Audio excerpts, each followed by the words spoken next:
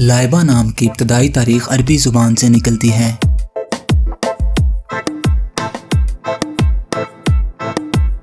लाइबा एक इस्लामी नाम है।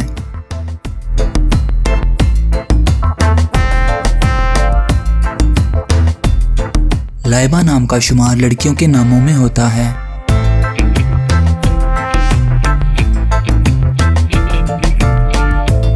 लाइबा नाम का मतलब जन्नत में सबसे खूबसूरत औरत है।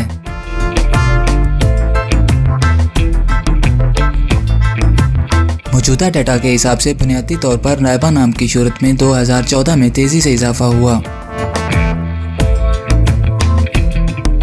लाइबा नाम की पॉपुलैरिटी का ग्राफ आप 2004 से 2020 तक देख सकते हैं।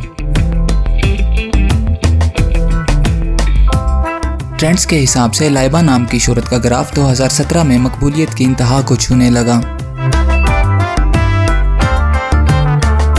इस्तेमाल के लिहाज से लाइबा नाम पाकिस्तान, यूएई और बांग्लादेश में कसरत से इस्तेमाल किया जाता है। इंग्लिश में लाइबा 5 लेटर्स पर मुश्तमिल है।